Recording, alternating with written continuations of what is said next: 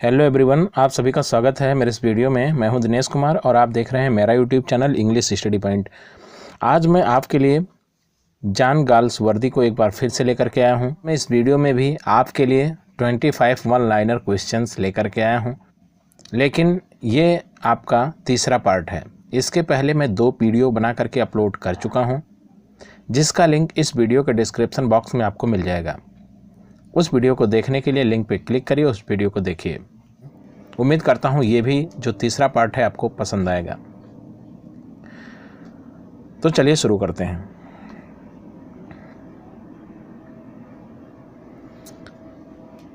इस वीडियो में जो कि तीसरा पार्ट है, मैं क्वेश्चन नंबर 51 से क्वेश्चन नंबर 75 तक के क्वेश्चंस को रखा हूँ। जैसा कि आप जानते हैं, मैं प्रत्येक पार्ट में 25 क्वेश्चंस लेकर के आता हूँ।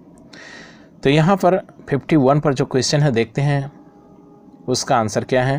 तो क्वेश्चन को देखिए, which is the first work of Galsworthy, यानी गाल्सवर्दी का कौन सा वर्क सबसे पहला वर्क है।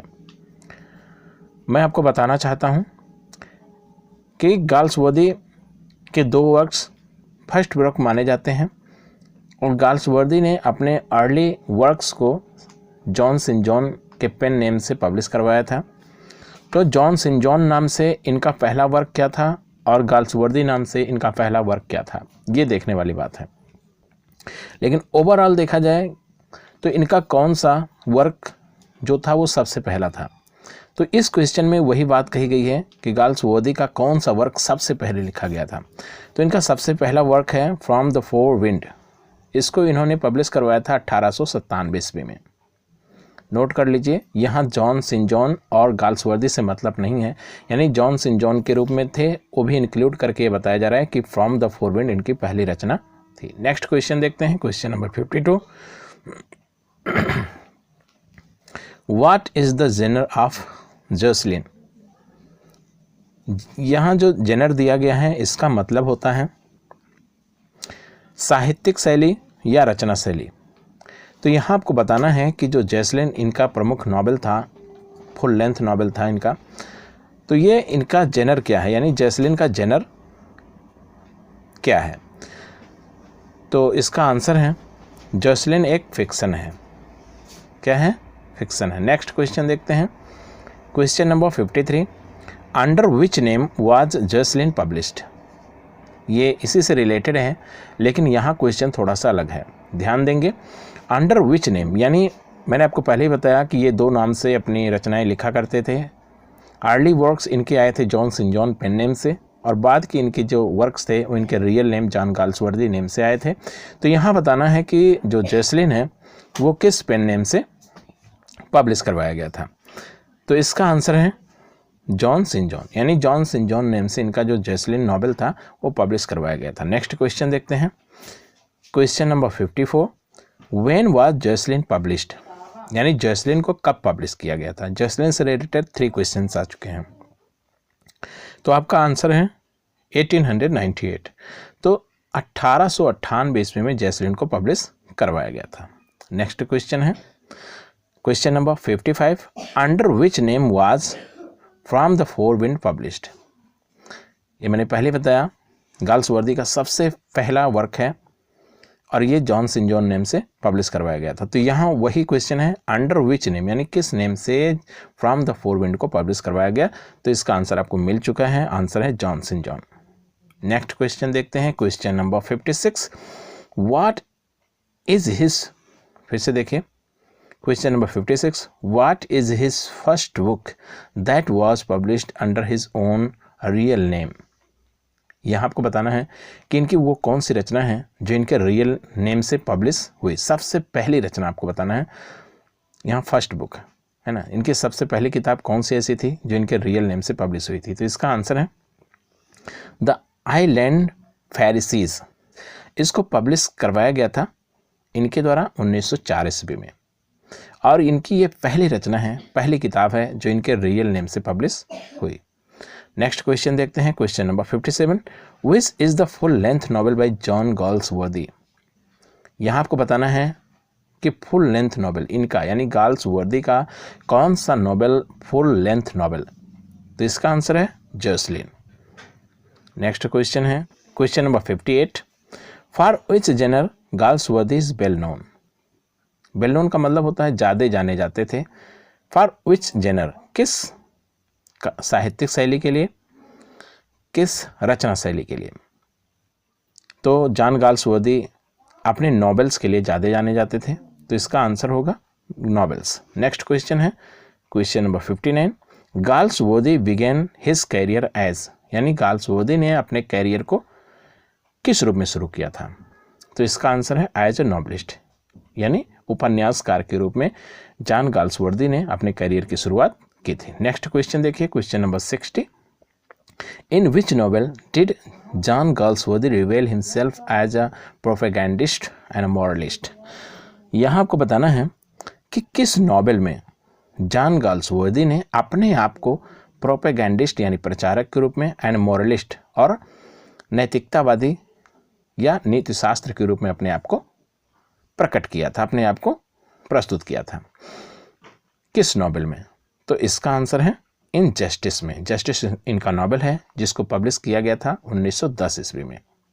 तो इसमें जॉन गाल्सवर्दी ने अपने आप को एज अ प्रोपेगेंडिस्ट और एज मॉरलिस्ट रिवेल किया है। नेक्स्ट क्वेश्चन है क्वेश्चन नंबर 61, यहाँ ध्यान देंगे ये डबल इन्वर्टेड कॉमा के अंदर बात कही गई है और ये एक स्टेटमेंट हुआ। हाँ, तो स्टेटमेंट को देखिए, सिलेक्शन कॉन्शियस और unconscious is the secret of art. ये स्टेटमेंट है जॉन गाल्सवर्दी का।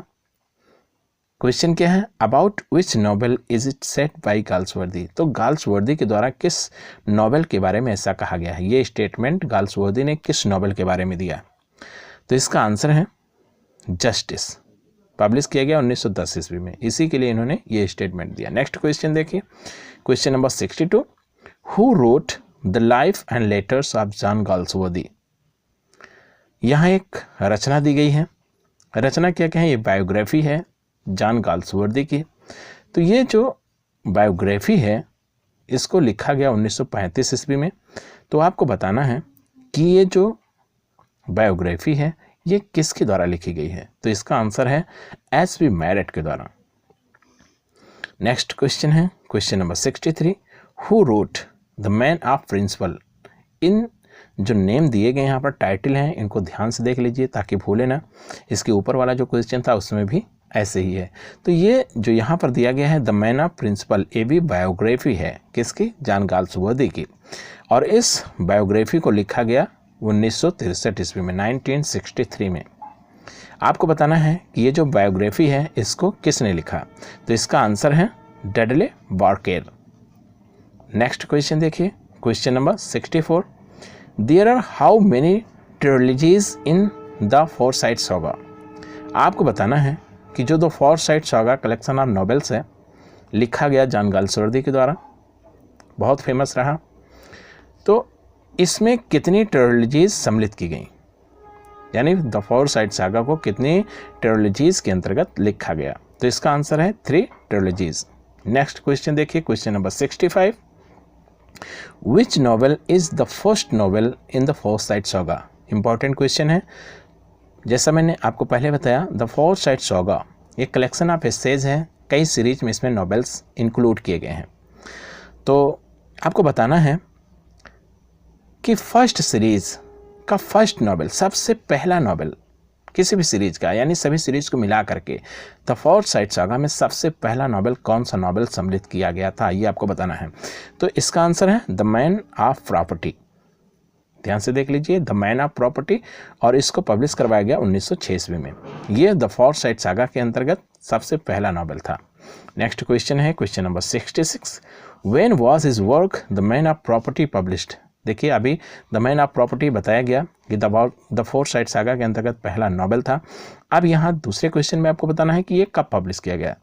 तो ये पब्लिश किया गया 1906 ईस्वी में। नेक्स्ट क्वेश्चन देखिए question number 67, which work of Galsworthy increased his popularity.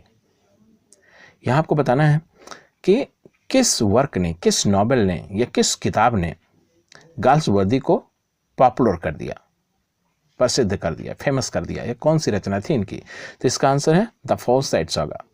The Forsyte saga से आप सभी परिचित होंगे। ये इनकी सबसे फेमस रचना थी इसमें रोमन टेस्ट था और इसके लिए इनको 1932 ईस्वी में साहित्य का नोबेल पुरस्कार प्रदान किया गया। Next question, question number 68, when was Indian summer of a foresight published? ये भी इनकी बहुत महत्वपूर्ण रचना है। ये लिखा गया, इसके आंसर में देखिए 1918 ईस्वी में, यही आपका आंसर है। इसमें पूछा भी गया था कि Indian summer of a foresight कब पब्लिश हुआ है। द फोरसाइट सागा से मतलब नहीं है, ये अलग डिफरेंट रचना है। Indian summer of a foresight आपको बताना है कि ये कब पब्लिश किया गया। तो ये पब्लिश किया गया 1918 ईस्वी में। थोड़ा सा बता दें, जो फर्स्ट सीरीज़ थी द फोरसाइट सागा की, वो चलती है 1906 से लेकर के 1921 ईस्वी तक। उसी बीच में ये लिखा गया है Indian summer of a Forsyte. Next question, question number 69, when was in Chancery published? ये भी ध्यान देंगे, मैंने आपको बताया the Forsyte saga collection of essays है, उसके फर्स्ट सीरीज जो थी यानी फर्स्ट ट्रिलॉजी जो थी उसमें इन चौंसरी इंक्लूड है। यहाँ आपको प्रश्न में बताना है कि ये कब पब्लिश किया गया। तो इसका आंसर है 1920 ईस्वी में, यानी इन चौंसरी पब्लिश हुआ 1920 ईस्वी में। नेक्स्ट क्वेश्चन है question number 70, when was awakening published? आपको बताना है कि अवेकनिंग इनकी रचना है, तो अवेकनिंग को कब पब्लिश किया गया जॉन गाल्सवर्दी के द्वारा? तो पब्लिश किया गया 1920 ईस्वी में। तो इस तरह से आपने देख लिया, अवेकनिंग भी 1920 ईस्वी में पब्लिश हुआ और इन चांसरी भी 1920 ईस्वी में पब्लिश हुआ। नेक्स्ट क्वेश्चन देखिए, question number 71, when was To Let published? To Let भी इनकी प्रमुख रचना है, नॉवेल है, और ये भी द फोरसाइट सागा के फर्स्ट सीरीज फर्स्ट ट्रिलॉजी के अंतर्गत ये भी नॉवेल आता है, यानी टू लेट। तो ये बताना आपको ये कब पब्लिश किया गया। इसका आंसर है ये पब्लिश किया गया 1921 ईस्वी में। नेक्स्ट क्वेश्चन देखिए, question number 72, when was the country house published? ये भी प्रमुख रचना है और ये थोड़ा सा पहले ही लिखा गया है, यानी ये भी आता है फोरसाइट सागा का जो पीरियड रहा है उसी के अंतर्गत ये भी लिखा गया है, लेकिन इसको ट्रिलॉजी के अंतर्गत नहीं रखा गया है। तो यहाँ पर बताना है द कंट्री हाउस को कब पब्लिश किया गया। इसका आंसर है 1907 ईस्वी में। द कंट्री हाउस को 1907 ईस्वी में पब्लिश किया गया। नेक्स्ट क्वेश्चन है क्वेश्चन नंबर 73, हु सेड? एक बार फिर से देखिए, वही स्टेटमेंट इसके पहले आ चुका है, थोड़ा सा ध्यान देंगे। फिर से उसी स्टेटमेंट को लेकर के अलग क्वेश्चन है, डिफरेंट क्वेश्चन है। सिलेक्शन देखिए, सिलेक्शन कॉन्शियस और unconscious is the secret of art. ये स्टेटमेंट हु सेड, यहाँ प्रश्न बन रहा है किसने कहा? तो आप जान चुके हैं इसको, जॉन गाल्सवर्दी ने कहा था about his novel justice. Next question है question number 74, whose novel is the Island Pharisees? जिसको पब्लिश किया गया 1904 ईस्वी में। तो हुज नॉवेल, किसका नॉवेल है ये? The Island Pharisees. तो इसका आंसर है जॉन गाल्सवर्दी का नॉवेल है ये। नेक्स्ट क्वेश्चन, क्वेश्चन नंबर 75, और ये इस वीडियो का लास्ट क्वेश्चन है। इस तरह से आपके ये 25 क्वेश्चंस कंप्लीट होने वाले हैं। तो देखते हैं क्वेश्चन को, इन हाउ मेनी ग्रुप्स, यानी कितने समूहों में द फोरसाइट्स नॉवेल्स? तो इसमें जो नॉवेल्स रहे हैं उनको कितने ग्रुप में डिवाइड किया गया है, यानी कितने ट्रिलॉजीज में डिवाइड किया गया है? तो इसका आंसर है 3 ट्रिलॉजीज, यानी, और ये ट्रिलॉजीज का मतलब होता है उपन्यास त्रयी, यानी इसको 3 उपन्यास त्रयों में विभक्त किया गया है, बांटा गया है। तो दोस्तों इस तरह से ये वीडियो कंप्लीट हो गया। उम्मीद करता हूँ वीडियो आपको पसंद आई होगी, और ये पसंद आया है दोस्तों तो एक लाइक ज़रूर बनता है, एक लाइक मुझे दीजिए, मुझे मोटिवेट करिए। जो भी कमेंट करना हो, जो भी सजेशन देना हो, कमेंट बॉक्स में बिल्कुल लिख सकते हैं, आप फ्री हैं इसके लिए। और एक बात मैं कहूँगा, यदि लगता है कि वीडियो दोस्तों में शेयर करने लायक है तो वीडियो को शेयर भी कर दीजिए। तो इस वीडियो में इतना ही दोस्तों, मिलते हैं नेक्स्ट वीडियो में नई जोश नई ऊर्जा के साथ। तब तक के लिए बाय बाय।